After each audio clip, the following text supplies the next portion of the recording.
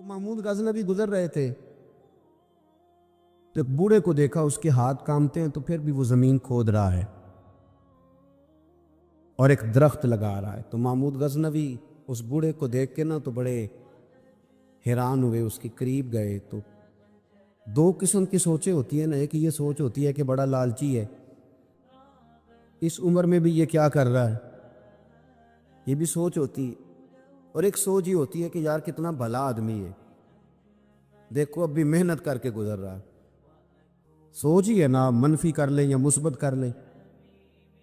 تو محمود غزنوی آگے بڑھے اور آگے بڑھ کے تو آپ اس بوڑھے سے کہنے لگے کہ بابا یہ کیا کر رہے ہو؟ تو کہنے لگے میں درخت لگا رہا ہوں۔ تو کہنے لگے بزرگوں اب آپ کی جو عمر ہے نا، یہ عمر نہ تو آپ اس کے پھل کھا سکیں گے، نہ چھاؤں میں بیٹھ سکیں گے، اور آپ کو تکلیف بھی بڑی ہے۔ تو بابا جی محمود کو جانتے ہی نہیں تھے، پلٹ کے کہنے لگے بیٹا چلو میں نہیں پھل کھاؤں گا تو میرے پوتے تو کھائیں گے نا، میرے نواسے تو کھائیں گے نا، تو آپ چھوڑے مجھے، میں تو اگلی نسلوں کا بھلا کر رہا ہوں۔ اب یہ سوچ ہماری بڑی کم ہوتی، یہ بڑی کم سوچ ہوتی، پوتے کھائیں گے نواسے کھائیں گے۔ تو محمود غزنوی بادشاہ تھے، بڑے راضی ہوئے، کہنے لگے یار بابا تیری تو سوچ بڑی شاندار ہے، قوم کا نفع کرنے والی سوچ ہے۔ اس نے کہا ایک تھیلی اشرفیوں کی بابا جی کو دے دو۔ بابا جی نے وہ تھیلی اشرفیوں کی جب قبول کی، پکڑی، تو بابا جی بڑے مسکرائے۔ محمود کہنے لگا کیا ہوا؟ تو فرمانے لگے بیٹے تم نے تو کہا تھا کہ میں اس کا پھل نہیں کھاؤں گا، میں نے تو ابھی لگایا نہیں ہے، اللہ نے پھل مجھے پہلے ہی عطا فرما دیا ہے۔ تم تو کہہ رہے تھے کہ پھل نہیں کھاؤں گا، ابھی تو لگایا نہیں تو اللہ نے پھل دے دیے۔ محمود بڑا راضی ہوا، اس نے کہا یار بابا تو بڑی اونچی سوچ کا مالک ہے، ایک تھیلی اور دو بابا جی کو، اور دے دو ایک تھیلی۔ ایک اور تھیلی دی بابا جی کو، تو بابا جی پھر ہنسے، کہنے لگے محمود میرا خلوص دیکھ، میں اللہ کے بندوں کا نفع کرنا چاہتا تھا نا، تو میں نے ابھی لگایا نہیں۔ لوگوں کے باغ میں سال میں ایک دفعہ پھل لگتا ہے، اللہ نے مجھے 2 دفعہ پھل عطا کر دیا۔ محمود نے کہا تیسری بھی دو بھی بابا جی کو تھیلی۔ آپ سوچ تو بنائیں نا صاحب، ہم یہ سمجھتے ہیں کہ شاید یہ محدود ہو جائے گا، میں کسی کے بچے کو پڑھا دوں گا تو شاید وہ میرے بچے کا نصیب لے اڑے گا، میں کسی کو کچھ دے دوں گا تو شاید وہ ادھر سے آ کے تو ہمارا کام خراب کر جائے۔ او بھائی ایسا نہیں ہوتا، اس کو سمجھ، میرا رب تو بڑا کریم ہے، تو بانٹتا جاتا ہے تو اللہ تجھے نوازتا جاتا ہے، تو دیتا جاتا ہے تو اللہ تجھے عطا کرتا جاتا ہے۔ آپ یہ ذہن بنائیں، کسی کا فائدہ کرنے کا، کسی کا نفع کرنے کا، کسی کو کچھ دے ڈالنے، کسی کے اوپر رحمت کی برکھا برسانے کا آپ ارادہ کریں، اللہ تبارک و تعالیٰ آپ کو نواز دے گا۔ ہم جہاں بیٹھے ہوتے ہیں لوگوں کو ہماری ضرورت ہوتی ہے۔ حضرت عبداللہ ابن عمر رضی اللہ تعالیٰ عنہ نے 100 دینار الگ کر کے رکھا ہوا تھا، پورا 100 دینار، بہت بڑے پیسے ہوتے تھے اس زمانے میں۔ تو آپ کے بچے کہتے کہ ابا جی یہ پیسے سائڈ پہ کیوں رکھے ہوئے ہیں؟ تو فرماتے پتر یہ میں نے لوگوں کو ادھار دینے کے لیے رکھے ہوئے، خاصی مشکل بات نہیں کر دی میں نے، ہماری تو دکانوں پہ لکھا ہوا ہے ادھار بند ہے، موٹا کر کے لکھا ہوا ہے ادھار بند ہے، یعنی نقد والے آ جاؤ، ادھار والے بالکل نہ آنا۔ تو ادھار کون لیتا ہے؟ امیر آدمی۔ اور بھائی سنیں، ادھار کون لیتا ہے؟ غریب آدمی۔ اور ہمارا کیا حال ہے کہ ہم کہتے ہیں بھئی وہ یہ نہیں کہہ رہا کہ مجھے بھیک دے دو، وہ کہہ رہا یار ذرا مہربانی کرو، میں یہ مجھے ایک دوست کہنے لگے کہ وہ کیا بنا ہے، سنا تھا ایک شخص کو پھانسی ہونے لگی، عدالت کا فیصلہ ہے۔ میں نے کہا یہ وہ لوگ تبصرہ کرتے جو پیٹ بھر کے روٹی کھاتے، یہ ان لوگوں کا تبصرہ ہے، وہ پیٹ بھر کے روٹی کھاتے، رات تبصرہ کریں گے، فیس بک پہ اپنی رائے دیں گے۔ لیکن جو آدمی آدھا کلو گھی صبح فیکٹری جانے سے پہلے گھر دے گیا تھا نا، وہ جب رات کو آتا ہے تو اس کی بیوی ڈرتے ہوئے اسے یہ نہیں کہتی کہ وہ عدالت کے فیصلے کا کیا بنا ہے، اس کی بیوی تو اس کو کہتی ہے کہ وہ جو آپ گھی لائے تھے وہ ختم ہو گیا۔ اور سویرے بچوں نے جب سکول جانا ہے تو پراٹھے بنانے کے لیے میرے پاس گھی کوئی نہیں.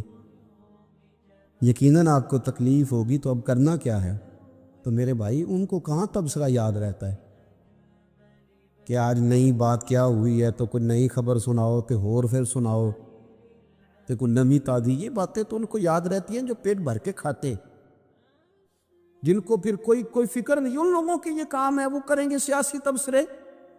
وہ کسی شخص نے کیا خوب کہا تھا کہ غربت نے میرے بچوں کو تہذیب سکھا دی، اب سہمے ہوئے رہتے ہیں شرارت نہیں کرتے. غربت نے میرے بچوں کو تہذیب سکھا دی، وہ اب سہمے ہوئے رہتے ہیں، وہ شرارت نہیں کرتے. وہ نہیں شرارت کرتے اس لیے کہ وہ تو کونے میں لگے بیٹھے ہیں کہ کسی غریب کا کھلونا نہ ہمارے ہاتھ سے ٹوٹ گیا، وہ سہمے ہوئے رہتے ہیں، وہ شرارت نہیں کرتے. تو میرے عزیز، حضرت عبداللہ ابن عمر 100 دینار ہے. ابا جی یہ کس لیے ہے؟ تو فرماتے یہ میں نے ادھار دینے کے لیے رکھا ہوا ہے. حضور کیا مطلب؟ فرمایا میرے نبی پاک علیہ السلام نے فرمایا ہے کہ کسی بندے کو تم نے اگر قرض لینا ہو نا تو وہ غریب ہو تو اس پر تم آسانی کرنا، اور جتنے پیسے تم نے لینے ہوئے اگر وہ تنگ دست ہو تو آسانی کرنا. فرمایا جتنے پیسے تم نے لینے ہوئے جتنے دن گزر گئے اللہ روزانہ اتنے پیسے صدقہ کرنے کا تمہیں ثواب عطا فرمائے گا. تو میں نے یہ غریبوں کی مدد کے لیے رکھے ہوئے ہیں. کوئی غریب لے جاتا ہے اپنا کام چلا لیتا ہے، پھر وہ واپس کر دیتا ہے تو میں کسی نئے کو دے دیتا ہوں، تو اپنا کام چلا لیتا ہے. یارو ہاں کچھ لوگ ایسے ہوتے ہیں جن کے جنازوں پہ لوگ آ کے بتاتے ہیں، جنازوں پہ آ کے بتاتے ہیں کہ جب میری بیٹی کی شادی تھی تو یہ بابا رات کی تنہائی میں آیا تھا. جنازوں میں آ کے لوگ بتاتے ہیں کہ ہاں فلانی سردیوں میں جب میرے کپڑے میرے پاس موجود نہیں تھے تو یہ آیا تھا مجھے جوڑا دینے. اور پھر لوگ بہت بڑے پروفیسر، لیکچرار، عالم فاضل آ کے بتاتے میرے پاس کتابوں کے پیسے کوئی نہیں ہوتے تھے، اور یہ مرد کلندر تھا جو ہر امتحان سے پہلے آتا تھا اور آ کے مجھے کہتا تھا کہ یہ پیسے رکھ لو، کوئی نہیں میں لے لوں گا واپس ہو جائے. یار کسی کو آسانی دینے کا ارادہ تو کریں. مسلم شریف کی حدیث ہے، میرے رسول کریم سید عالم صلی اللہ تعالیٰ علیہ وسلم نے ارشاد فرمایا کہ تاجر قیامت میں اللہ کی بارگاہ میں کھڑا کیا جائے گا تو اللہ فرمائے گا جاؤ میں نے تمہیں جنت دے دی، جاؤ جنت میں. تو پتہ تو سارا ہے نا سردار نے پیتی ہیں. تو وہ اللہ کے حضور حاضر ہو کے عرض کرے گا مالک میں تو اپنی خطائیں جانتا ہوں کتنی زیادہ ہیں، اللہ میں تو مستحق نہیں تھا، تو میرے مالک یہ جو کرم ہوا ہے اس کا سبب پوچھ سکتا ہوں؟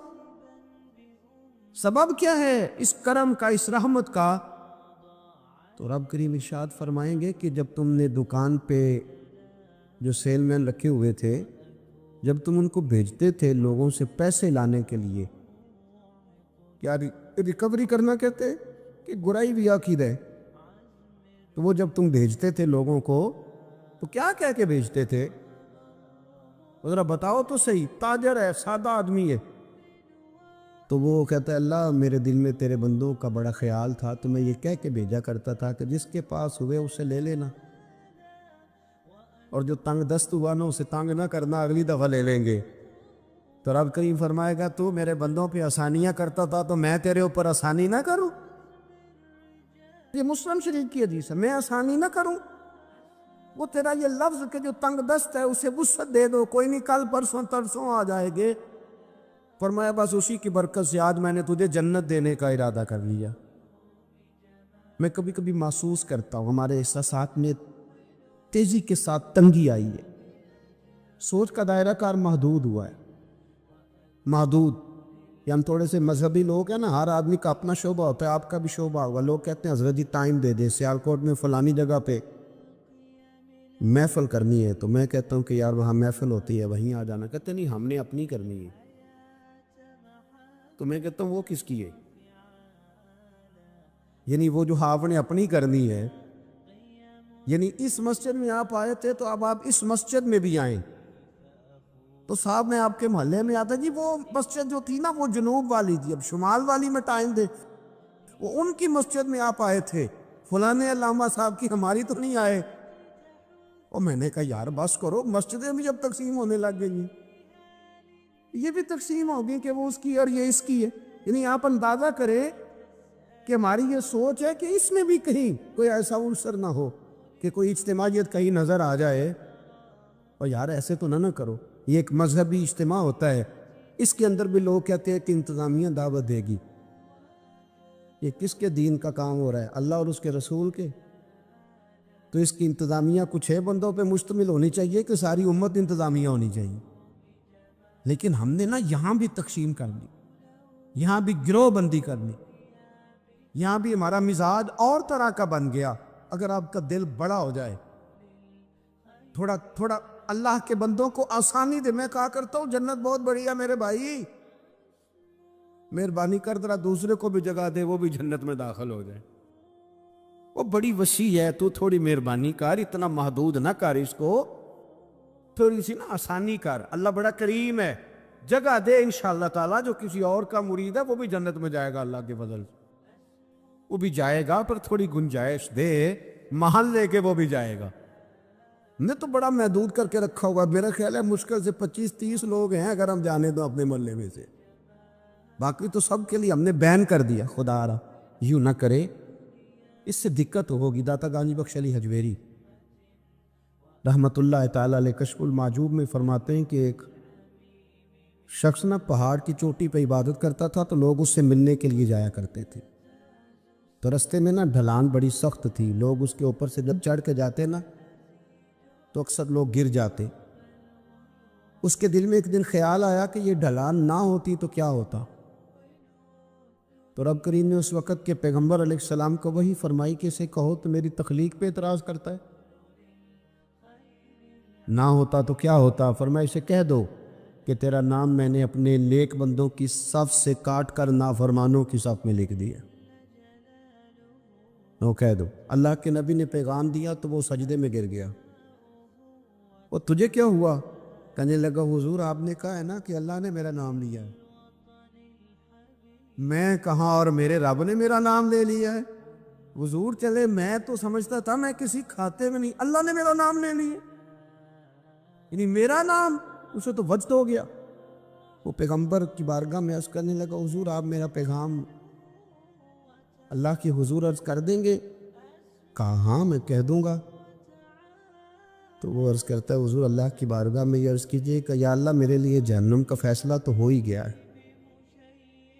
لیکن مالک میرا دل کرتا ہے کہ میرا وجود اتنا بڑا کر دے, اتنا بڑا کر دے, تو قادر ہے اتنا بڑا کر دے کہ ساری دوزخ میں ہی پورا آ جاؤں. اللہ میرا دل نہیں کرتا تیرا کوئی اور بندہ جہنم میں جائے.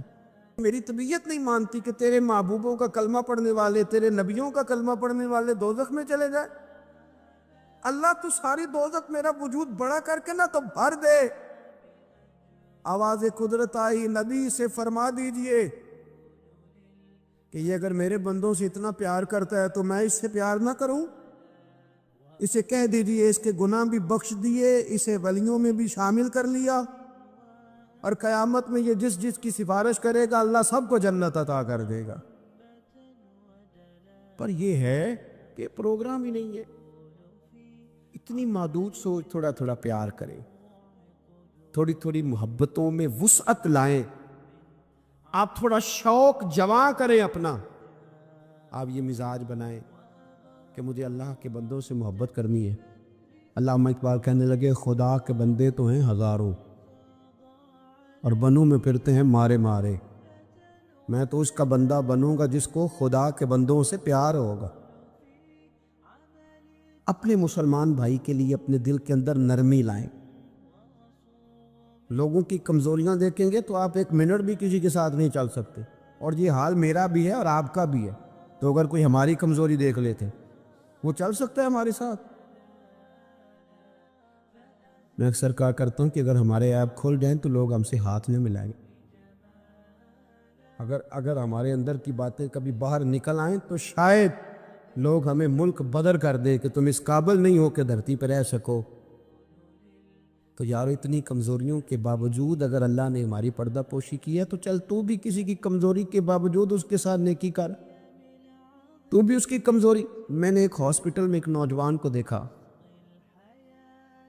ڈاکٹروں کے آنے پر بھی لوگ خوش ہوتے ہیں,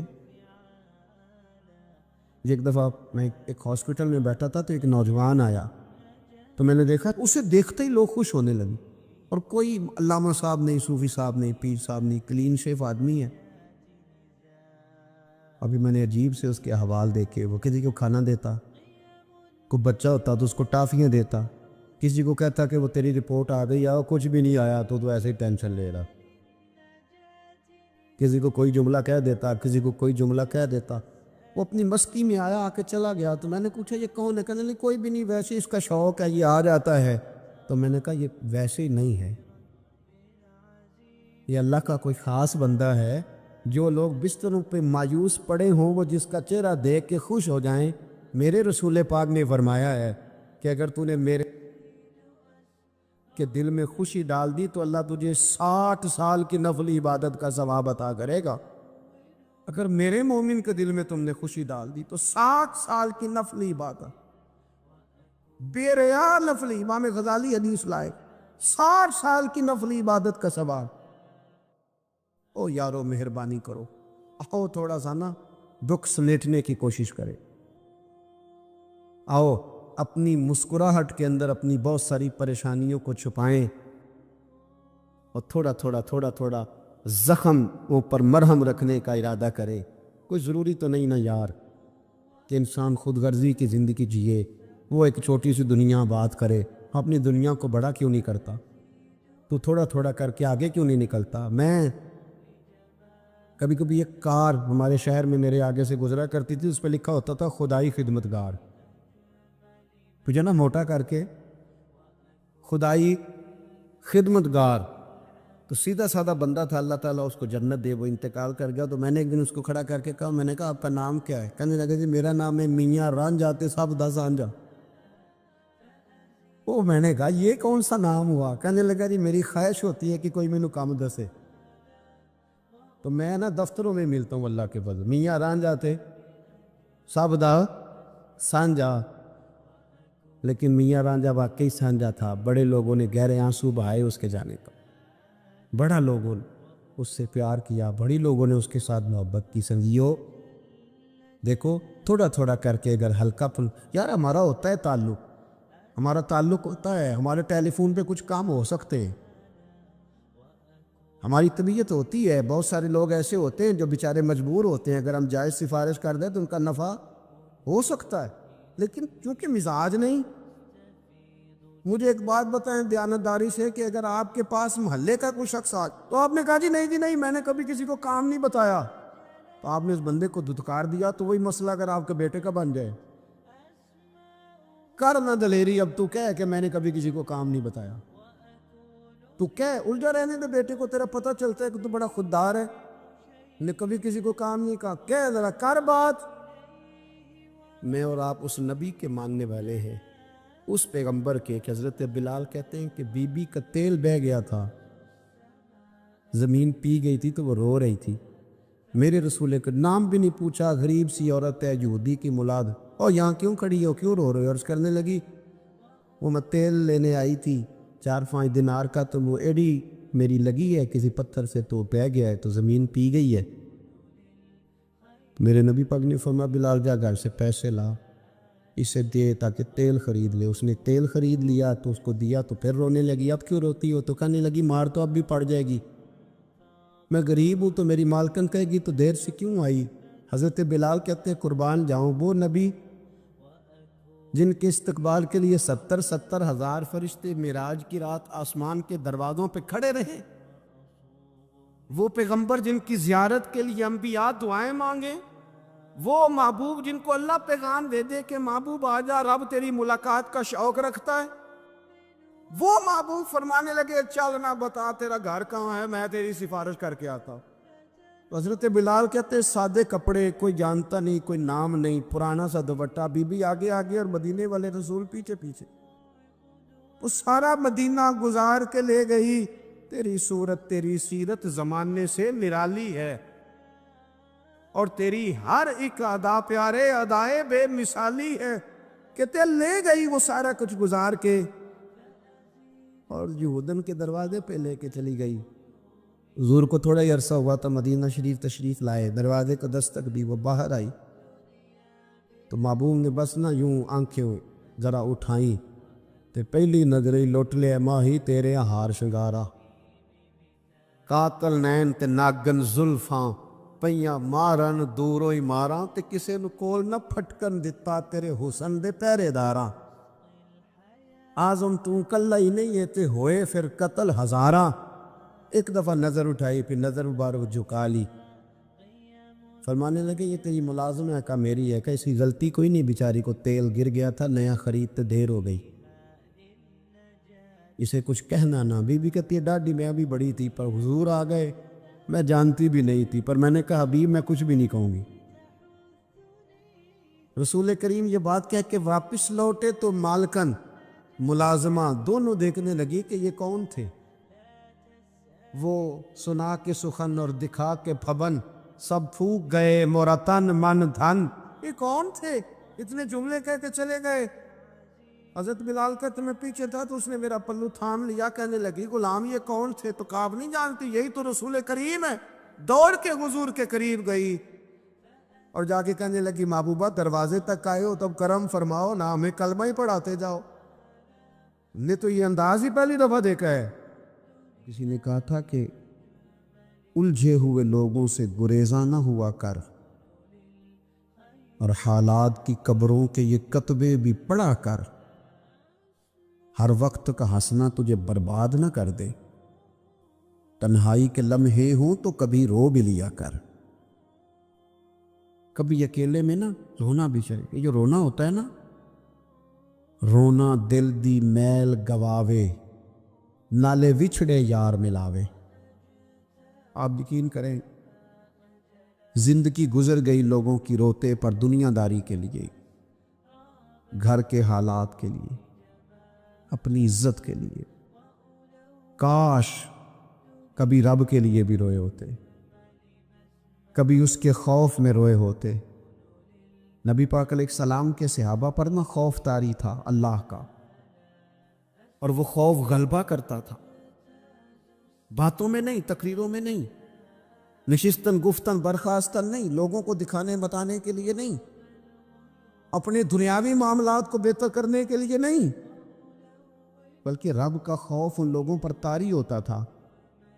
اللہ کے محبوب علیہ السلام نے نا آیہ مقدسہ تلاوت کی، یا ایھا الذین آمنوا قوا انفسکم واہلیکم نارا وقودھا الناس والحجارہ، اے ایمان والو خود بھی دوزخ کی آگ سے بچو اور اپنے گھر والوں کو بھی بچاؤ، اور اس آگ سے بچو جس کا ایندھن آدمی اور پتھر ہیں۔ تو ایک نوجوان صحابی نے سنا تو وہ ڈر گئے، کانپ گئے، اتنا ڈرے کہ کانپ کر بے ہوش ہو گئے قرآن پاک سن کر۔ حضور علیہ السلام نے ان کے دل پر ہاتھ رکھا تو دل دھڑک رہا تھا۔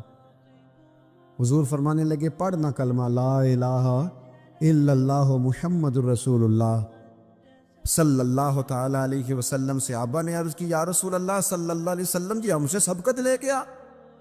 حضور فرمانے لگے یہ رب سے ڈرا ہے، رب نے اس کے لیے جنت کا فیصلہ فرما دیا۔ رونے والا ایک بھی ہو تو باقیوں کا بھی کام بن جائے۔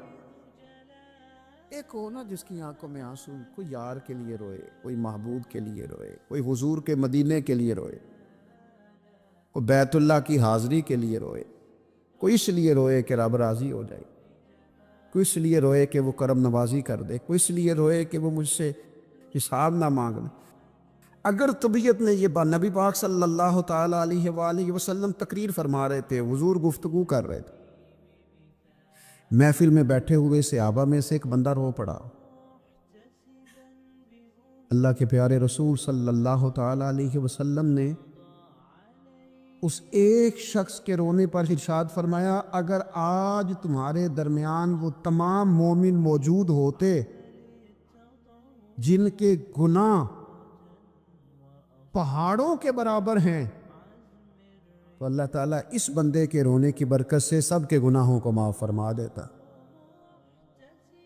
حضور فرمانے لگے یہ رویا ہے نا تو فرشتوں نے رب کی بارگاہ میں دعا کی ہے مالک اس کی وجہ سے نا دوسروں کو بھی معافی عطا فرما، اس کی شفاعت قبول کر لے دوسروں کے حق۔ میرے دوستو اپنے دل کو خشیت والا کریں، اور صحیح بخاری میں لفظ ہیں، نبی پاک صلی اللہ تعالیٰ علیہ وسلم نے فرمایا، ایک شخص تھا، بخاری مسلم میں موجود ہے، ایک بندہ تھا، اسے نہ بڑا ڈر آتا تھا کہ رب جب سوال پوچھے گا تو میں نے کیا جواب دینے ہیں۔ اور ہمیں ہمارے نبی پاک علیہ السلام نے فرمایا بھی ہے، حضور نے فرمایا رب تم سے نہ 5 سوال پوچھے گا قیامت کے دن اپنے سامنے کھڑا کر کے۔ ساری تیاری لائق بچے بھی جب کر لیتے ہیں نا پیپر دینے کی، ذہین بچے ساری تیاری کر کے نا تو کمرہ امتحان میں جاتے ہوئے پھر بھی ڈرتے ہیں اور کہتے حضرت صاحب دعا کرنا میرا پیپر ہے۔ بچہ لائق بھی ہے، محنتی بھی ہے، تیاری بھی، لیکن ڈر آتا ہے۔ ڈر آتا تھا جب پیپر سٹارٹ ہوتے تھے نا تو کئی قسم کی ایکٹیویٹیز چھوڑ دی جاتی تھی، کھیل چھوڑ دیے جاتے تھے۔ میں نے دیکھا ہے بچے نمازیں شروع کر دیتے تھے، ڈر آتا ہے کہیں پیپر میں کمی نہ کوئی رہ جائے۔ دنیا کے پیپر کے بارے میں یہ معاملہ ہے، اور جب صبح قیامت سوال جواب کیے جائیں، حضور فرماتے 5 سوال رب پوچھے گا تم سے قیامت میں۔ سب سے پہلی بات، میں نے تمہیں عمر دی تھی، کہاں گزاری تم نے؟ ضائع کر دیا ٹائم سارا، ادھر ادھر بھاگتے آتے جاتے مال کماتے۔ اور پھر عمر میں ایک بہترین حصہ جوانی ہے، حضور فرماتے ایک سوال یہ ہوگا، دوسرا جوانی کہاں گزاری؟ اور تیسرا سوال پوچھا جائے گا، بتاؤ مال کہاں سے کمایا، ذرائع کیا تھے، جائز طریقہ اختیار کیا کہ ناجائز؟ اور چوتھا سوال یہ ہوگا، یہ بتاؤ تم نے خرچ کہاں کیا، اللہ نے اپنے فضل سے دیے تھے پیسے، تم نے ناجائز جگہ پہ تو نہیں لگا دیے؟ اور 5واں سوال یہ ہوگا کہ جو تمہیں پتہ تھا، جو تم جانتے تھے، جس کا تمہیں علم تھا، جس کا تمہیں شعور تھا، بتاؤ تم نے اپنے علم پر عمل کتنا کیا؟ میرے عزیز، یہ 5 سوال نبی پاک علیہ السلام فرماتے ہیں۔ ایک بندہ تھا جو بڑا ڈرتا تھا رب کی بارگاہ میں کھڑا ہونے سے،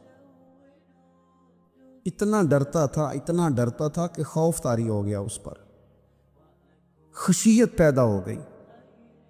اس نے اپنے بچوں سے کہا جب میں مر جاؤں نا، یہ صحیح حدیث میں موجود ہے، جب میں مر جاؤں نا تو مجھے جلا دینا، اور پھر اگر میرے وجود کا کچھ حصہ بچ جائے تو اسے پیس دینا، پھر اسے ہوا میں اڑا دینا، مجھے ختم کر دینا، میں اپنے رب کی بارگاہ میں کھڑا ہو کے سوالوں کا جواب نہیں دے سکتا۔ پتا تے سارا ہے نا سردار نو کیتیاں دا، من لانم کے من دانب، جو اعمال کیے ہیں اس کی خبر تو ہے نا، باقیوں کو شک ہے کہ اس میں گناہ کیا ہوگا، پر ہمیں اپنا اپنا تو پاک ہے نا، پتا تو سارا ہے نا۔ کہا میں نہیں کھڑا ہو سکتا اس کے حضور، مجھے جلا دینا، میری راکھ بھی بہا دینا، اڑا دینا ہواؤں میں۔ نبی پاک علیہ السلام فرماتے بندہ تھا سچا، یہ کام اس نے کیا اللہ سے ڈر کے۔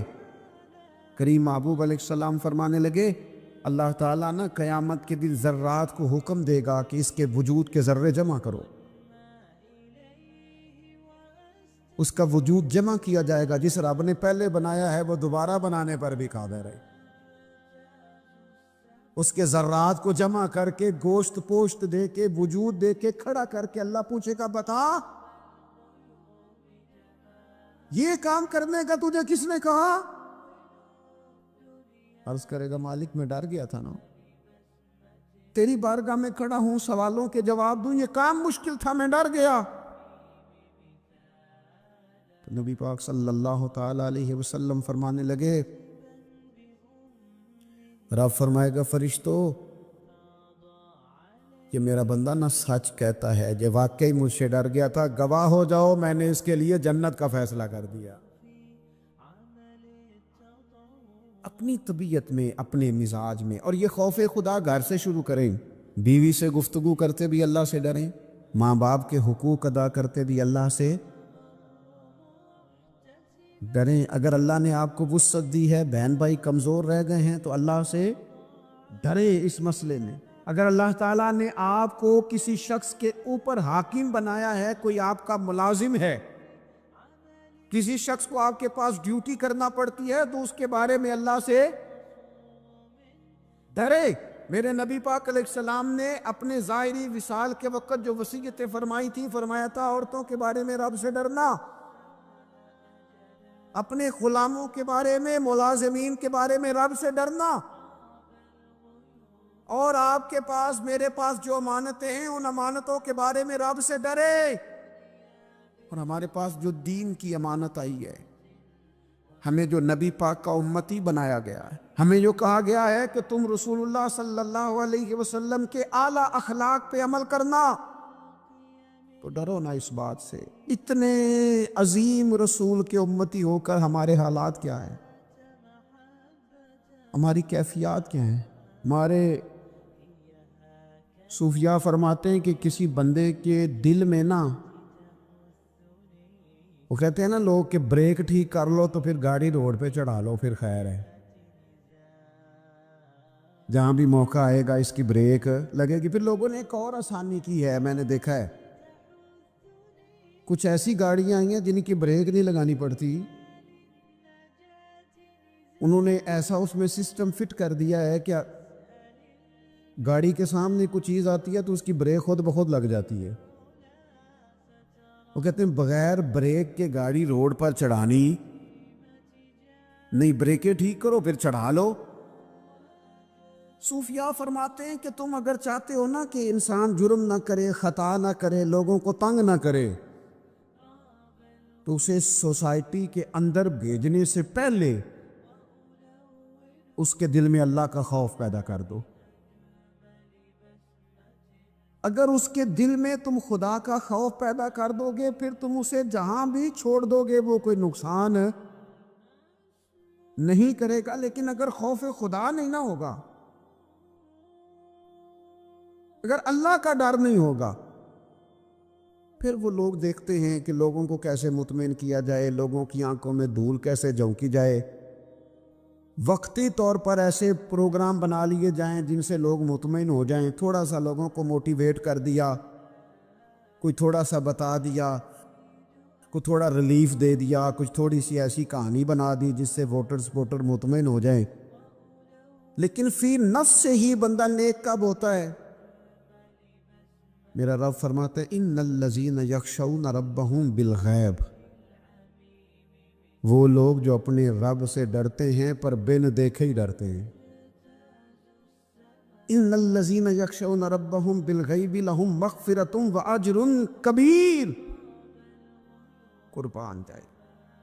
فرمایا بے شک وہ لوگ جو اپنے رب سے بغیر دیکھے ڈرتے ہیں، اللہ تعالیٰ نے ان کے لیے بخشش بھی رکھی ہے اور بہت بڑا اجر تیار کیا ہوا ہے، بغیر دیکھے۔ یہ جب بندے کو چیز نصیب ہوتی ہے نا کہ وہ اللہ تعالیٰ سے ڈرتا ہے، پھر وہ بندہ دانا ہو جاتا ہے،